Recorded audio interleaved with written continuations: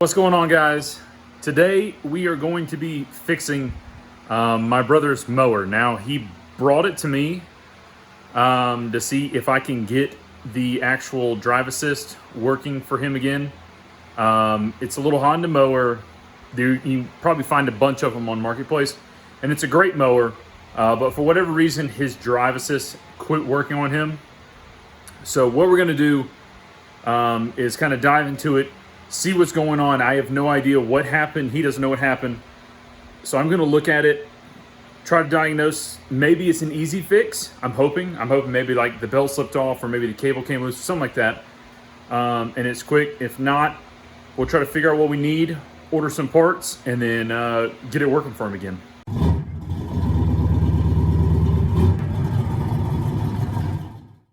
Guys, I want to do a disclaimer real quick.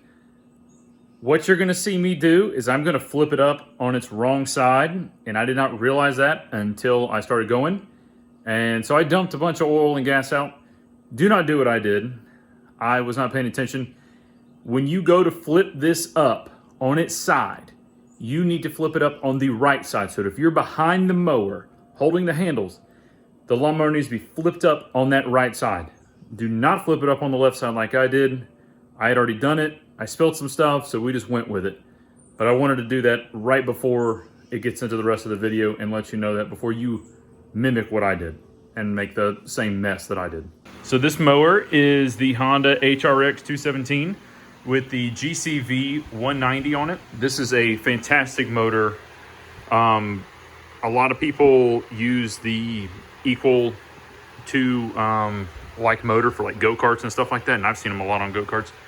But this is the lawnmower style one. But this is a great little mower. Works, well, was working great. And now for whatever reason, the drive assist doesn't work. So we are going to dive into it and see why that's not working anymore. But I've got to take the bag off, undo the cable, stuff like that.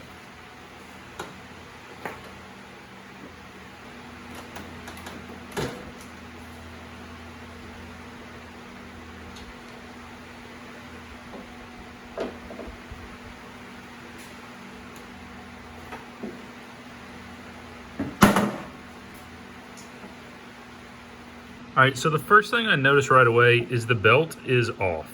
And it's off both pulleys, actually. This one's down in here. The other thing I noticed is this is really tight to the wall right here. I'm not sure if they make them that tight so it doesn't slip off. But what I'm going to do is try to make a little space for me in here to put this belt back on.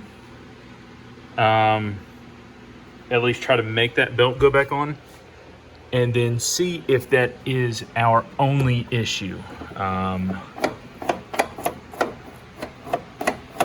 gonna try to look at the cable as well. I can't really see it from the outside. I'm gonna have to remove a little plastic shroud. But I will try to get in there and try to look at the cable first. But at first glance, it's looking like the belt might just be the culprit.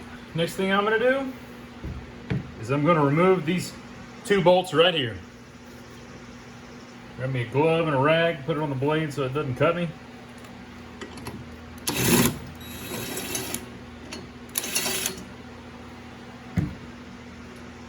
That one's a little loose, so we're good there. Let's test out this one. Came off. All right. Now that we got the blades out of the way, we can work on getting this inner shroud out of our way.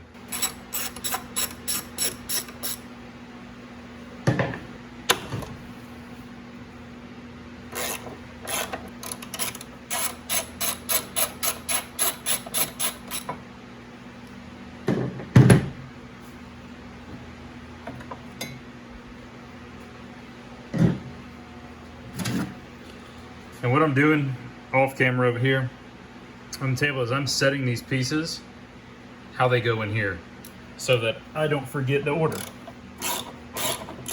Long bolt goes right there.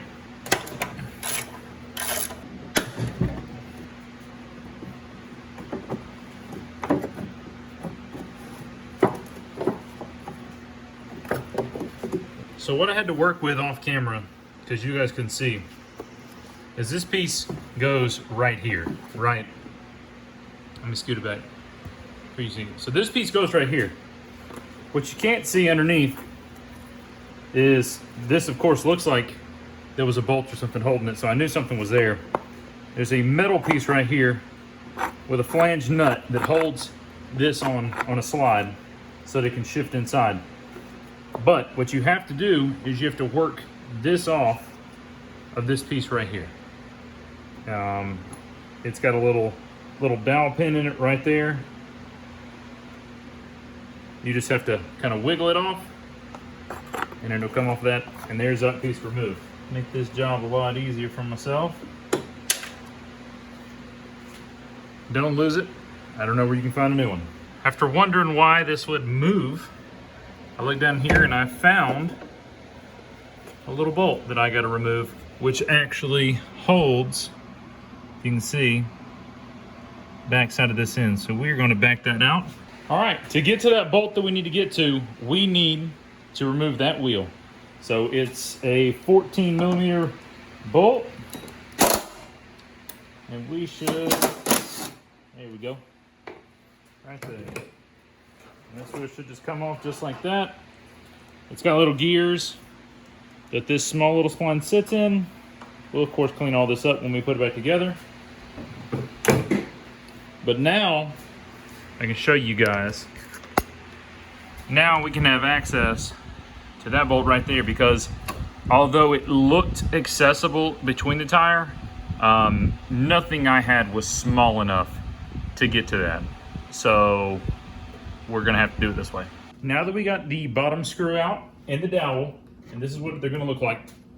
They're gonna come out when they fall. This one is a 10 millimeter, so just remember that. Now we have to remove the last bolt that's holding this shroud in, which is going to be in this hole.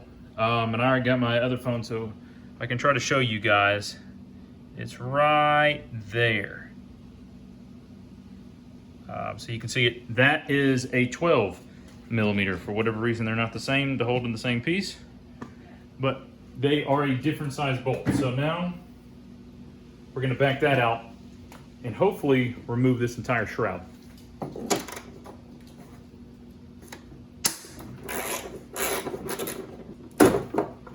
There it comes. So now we can actually see what we're working with here. We have the belt off here. There is that drive. Here is our cable. Cable and everything looks all right. Let me see if I got movement when I do it. I'm gonna have to probably put the camera on it and then watch the film back, because I don't have a second pair of eyes here with me.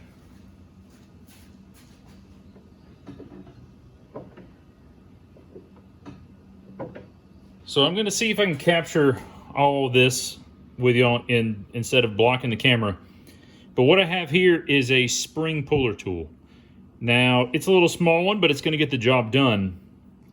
In order for us to get this belt on this back drive pulley, I have to actually hook this spring right here. There's a big, large spring in the back, and it's what holds this pulley tight to get the belt on.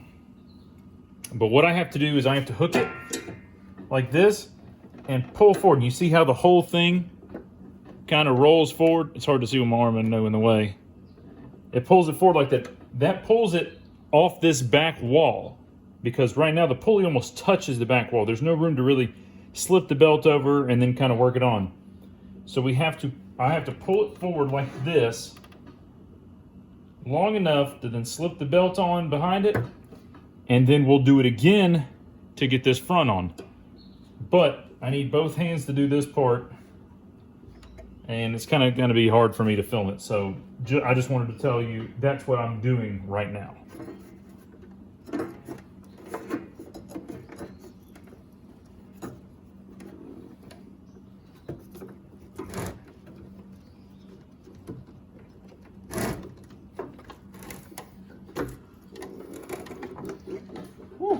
That was actually very tough for that. The belt still looks good, so I'm not worried about the belt. but it was a tight squeeze getting it on this. But it fits. Everything feels lined up.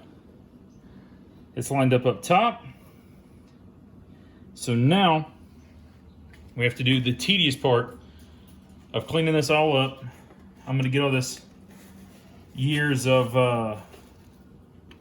clogged up grass right here in the front of this housing out. And then we're going to put this back together. All right, guys, so what I just realized is I did not have the camera rolling while I was putting this all together. I thought I pressed start, and I didn't. So, movie magic, it's completely back together. You saw me put the belt on, and all I did was put the pieces back on and clean them off. Now we need to torque that blade down. For this model Honda, I think the instructions are really dumb.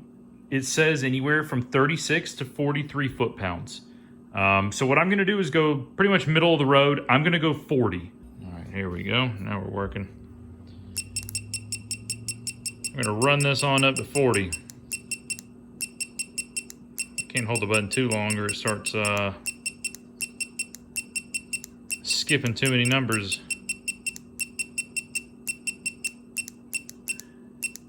All right, so we're gonna set that at 40.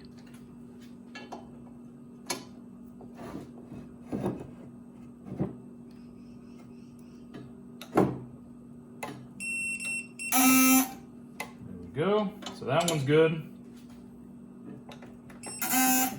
And that one's good. So now, that one was technically about 42. So now that we have them torqued, we can now take this wood out. I can flip it over, put the wheel back on, and we can see if that self-drive is actually functioning properly or not. All right, guys, so I'm gonna stop the video right there.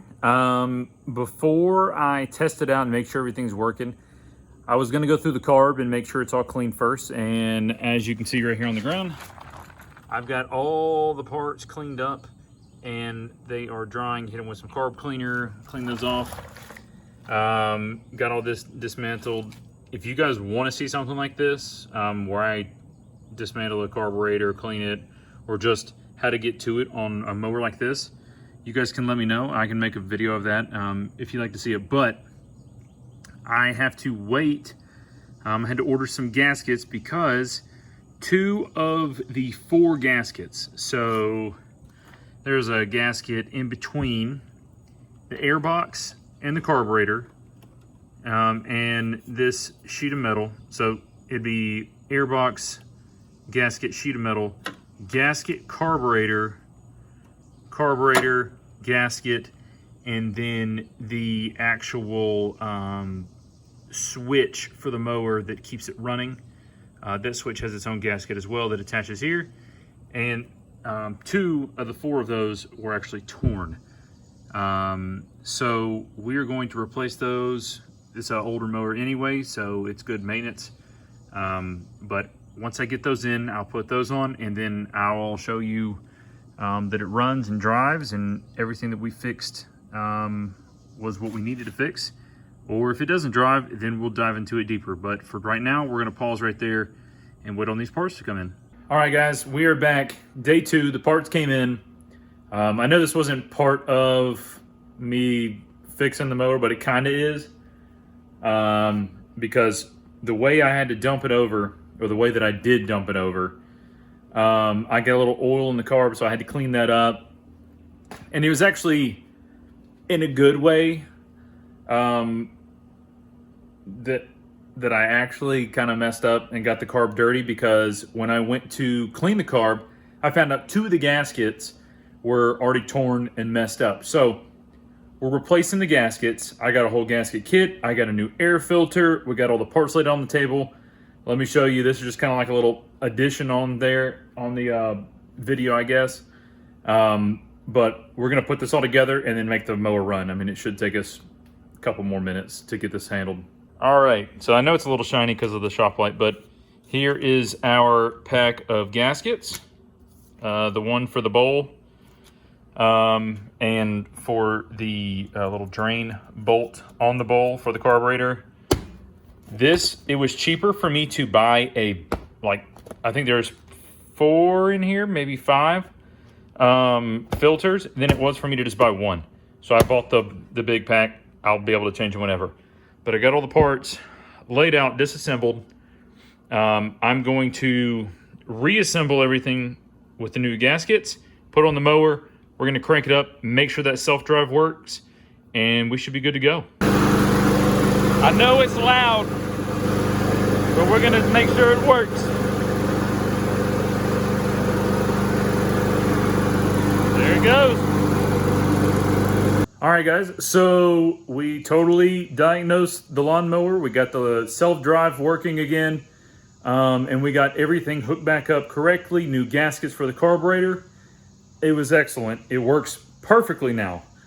I will say, and I want to share this with y'all because it might happen to you too, because I started scouring the internet and I found out that it's actually common on this style Honda lawnmower and ones like it. It, for whatever reason, kept pushing gas through the air filter. And that's when your float isn't sticking real quick, or the float is sticking open, so the gas is coming through. And let me tell you, I probably took this carburetor apart 3 or 4 times. And it just so happened the last time I did it, I went ahead and did an old trick a lot of people don't know about or haven't really heard about or haven't done before. And what you do is you need to blow air into the fuel line inlet for the carburetor. And if you can hear air coming through the seat where the needle sits down to hold the float closed, then that means your little needle is not seating properly and you need to fix that. But for me, after the 4th time of doing it, for whatever reason, it finally set correctly in the carburetor, no air was getting through, and then this time when I put it in, we have no issues with the fuel. I found out on the internet that has been a common problem. Even when you buy these new, or when people bought them new, it was a problem. So just want to share that in case y'all got a fool with any of that like I just did. I did not expect it to take that long. It should have been a 10-minute ordeal, but it, for whatever reason, took much longer. But if you like the video, hit the like button, hit the subscribe. Everything that I use in this video to service this lawnmower and to get it up and running with the self-drive again, I will put a link in the description. I know it was kind of choppy because this isn't my normal how-to. This was more of a diagnose and figure out, but hopefully it can help somebody. And if it does, let me know in the comments. But other than that, I will see you in the next one.